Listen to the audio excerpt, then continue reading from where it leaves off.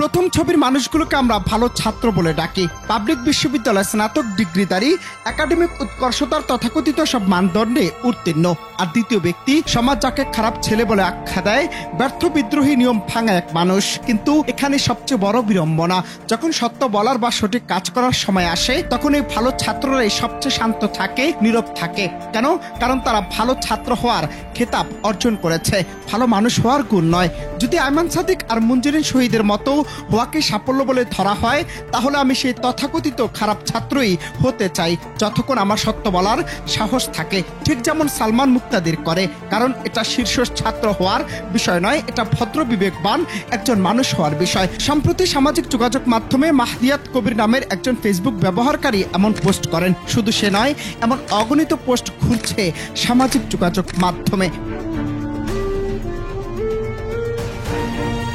এজন্য একই ঘটনার পুনরাবৃত্তি। গেল বছর জুলাইয়ে যখন রাজপথে হাজারো ছাত্র জনতার রক্ত ঝরছিল, তখন সামাজিক যোগাযোগ মাধ্যমে বিশ্বসেরা অলরাউন্ডার সাকিব আল হাসানের এমনই একটি পোস্ট নজর কেড়েছিল নেটিজেনদের, এবং বেশ জনরোষ এবং ঘৃণার জন্ম দেয় সেই পোস্ট। মুহূর্তেই সবার প্রিয় একজন হয়ে গেলেন অপ্রিয়।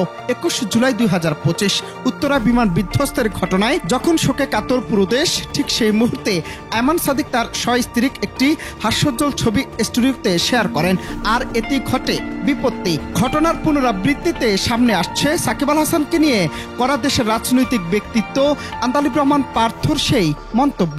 সাকিব আল হাসানের কথা বললেন, নিঃসন্দেহে বাংলাদেশের সবচেয়ে বড় ক্রিকেটার। বাংলাদেশ নেভার উইটনেসড এত বড় ক্রিকেটার। সাকিবকে আল্লাহ তাআলা নৈতিকতা ছাড়া সবকিছু দিয়েছে, এটা বাংলাদেশের মানুষ সবাই জানে।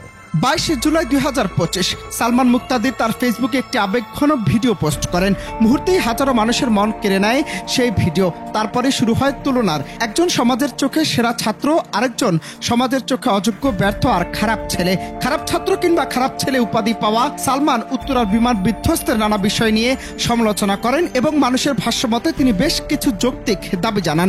এতে করে নেটিজেনরা এসব মন্তব্য শেয়ার করছেন নানাভাবে।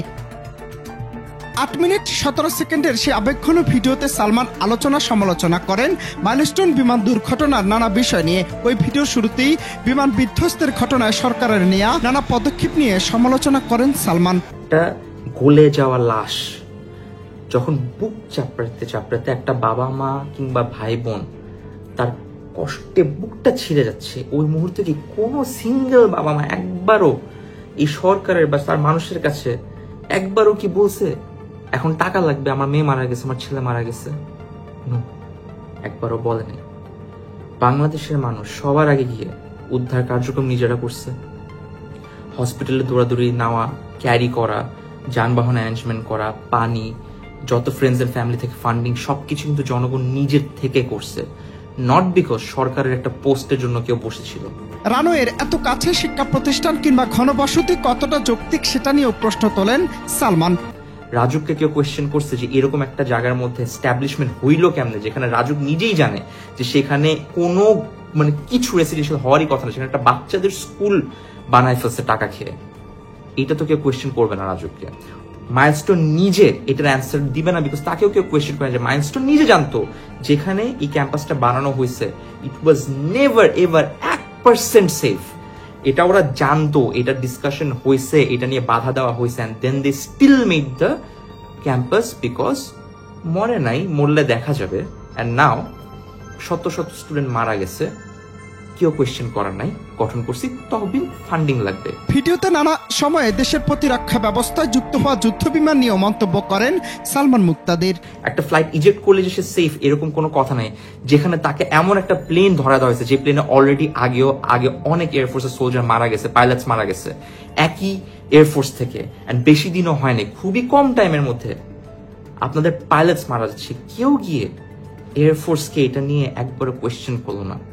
পাইলটটা মরলো তো মরলো, এমন একটা প্লেন নিয়ে মরলো যেটা অলরেডি আন্ডার কোয়েশ্চেন, এমন একটা কারাপশন নিয়ে যেটা অলরেডি আন্ডার কোয়েশ্চেন, সেটা নিয়ে কাউকে জবাবদিহিতা করা হচ্ছে না। তবে এসব ঘটনায় অনেকেই বলছেন দেশের জনপ্রিয় দুই ব্যক্তিকে তুলনা করে তাদের ব্যক্তিগতভাবে হেয় প্রতিপন্ন করা, সামাজিক যোগাযোগ মাধ্যমে ট্রোল করা কোনোভাবেই যৌক্তিক নয়। যদিও ভক্ত কিংবা সামাজিক যোগাযোগ মাধ্যমে দেয়া নানা পোস্টের বিষয়ে এখন আনুষ্ঠানিকভাবে মুখ খুলেননি দুই জনপ্রিয়র কেউই। যদিও আয়মান সাদিকের ভেরিফাইড ফেসবুক ঘুরে দেখা যায় তিনি 21 জুলাই দুপুর 3:44 লিখেছেন, মাইলস্টোনের ভিডিও ফুটেজগুলো আর সহ্য করা যাচ্ছে না। আল্লাহ স্কুলের বাচ্চাগুলো আর তাদের বাবা মাকে নিরাপদে রাখুক। এছাড়াও দেশের এই ভয়াবহতার মধ্যে কেন পরীক্ষা স্থগিত হবে না জানতে চেয়ে পরীক্ষা স্থগিতে অনুরোধ জানান তিনি। অনন্ত হাসান মাসুদ, বাংলা টিভি।